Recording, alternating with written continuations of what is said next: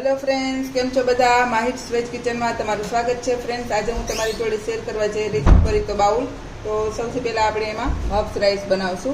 तो सौथी पहला एक पेन में आपणे बटर अने तेल बने मिक्स करशुं अने गरम थाय एटले एमां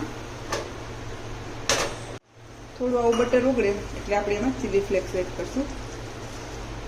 इटालियन सीजनिंग न होय तो तमे मिक्स हब्स पण उपयोग करी शको, ओरेगानो पण उपयोग करी शको। અને 1 ચમચી જેટલું આપણે ક્રશ કરેલું લસણને આ રીતે આવું ક્રશ કરવાનું છે, એકદમ બારીક। આ બધું મિક્સ કરી અને હલાવી લેવાનું છે અને જે આપણે બાસમતી ભાત બાફેલા હોય એને એડ કરી દઈશું। ભાતને એકદમ ઠંડા થઈ જાય એવા આપણે રાખી દેવાના છે, ઠંડા કરીને।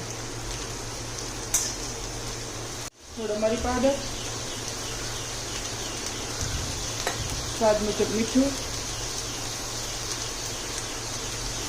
અને થોડું લીંબુ એડ કરશું। તો આપણે આ રાઈસ છે એમાં બધા ઇન્ગ્રેડિયન્ટ્સ છે આપણે એડ કરી દીધા છે। હવે એને હલાવી લેશું અને મિક્સ કરીને નીચે ઉતારી લેશું।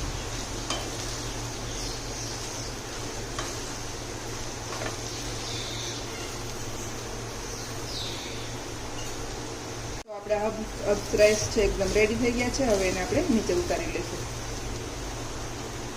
હવે આપણે વેજીટેબલ ફ્રાય કરશું। તો એના માટે આપણે 1 ચમચી બટર ઓપ્શનલ, તમને ગમતું હોય તો એડ કરો, પણ આમાં એનો સરસ ટેસ્ટ આવે છે। અને 1 ચમચી તેલ એડ કરશું। હવે આપણે વેજીટેબલ બનાવશું। એમાં આપણે થોડું લસણ એડ કરશું,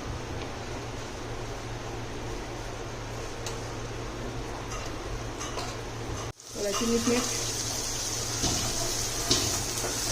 आ तमारा तीखास मुजब વધઘટ તમે કરી શકો છો। થોડા મિક્સ હર્બ્સ અથવા ઇટાલિયન સિઝનિંગ તમે જે પણ યુઝ કરો એ, અને થોડી ડુંગળી એડ કરશો। ડુંગળી આવી લાંબી કટ કરીને એડ કરવાની છે। હવે એમાં થોડું મીઠું એડ કરી થોડી વાર ડુંગળીને હજી કચરી થાય એવી પકવશું। બધા વેજીટેબલના ભાગનું મીઠું એડ કરી દઈશું।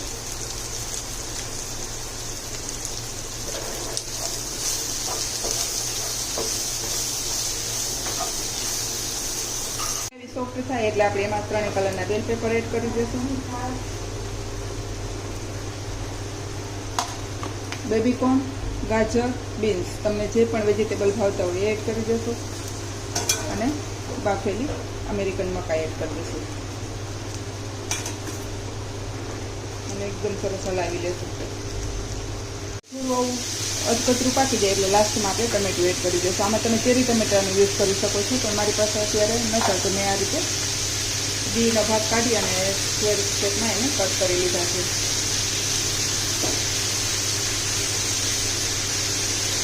તો હવે આપણા વેજીસ પણ તૈયાર છે। હવે આપણે સાલસા બનાવીશું। સાલસા માટે મેં એક કટિંગ કરેલી મોટી ડુંગળી લીધી છે, નાના કટ કરેલી। એમાં આપણે કટ કરેલા ટમેટા એડ કરશું।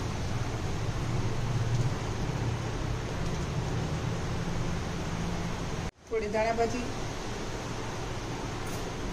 સ્વાદ મુજબ મીઠું, લસણ, અડધું લીંબુ નીચોવશું, થોડી દળેલી સાકર। આ બિલકુલ ઓપ્શનલ છે, તમને ભાવતી હોય તો એડ કરી શકો છો, ન ભાવે તો સ્કીપ કરી શકો છો।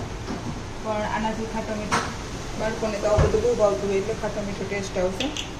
અને ટમેટો કેચઅપ એડ કરશું। 3 ચમચી જેટલો ટમેટો કેચઅપ એડ કરી દેવાનો છે।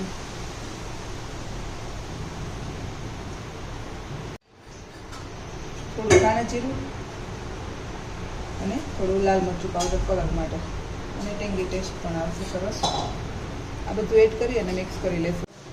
આપણો સાલસા છે એકદમ સરસ બનીને રેડી છે। તો હવે આપણે આ હબ્સ રાઈસ, વેજીસ અને સાલસા આ બધું રેડી છે। હવે આપણે બ્લેક બીન્સ બનાવશું, જે આપણે રાજમાનું બનાવીએ છીએ એ। બ્લેક બીન્સ બનાવવા માટે તેલ બટર મૂકી અને એમાં આપણે લસણ એડ કરશું।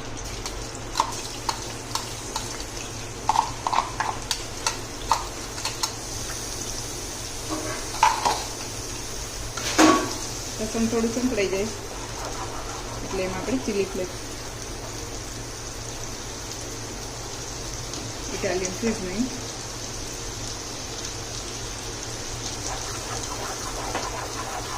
બધું એડ કરી એક ડુંગળી નાની કટિંગ કરેલી એડ કરશું.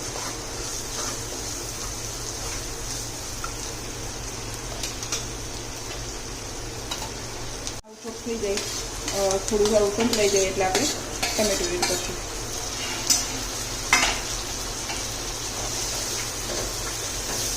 ટમેટા થોડા સોફ્ટ થઈ જાય ત્યાં સુધી એને પકાવશું. વેર પેપર એડ કરી દઈશું.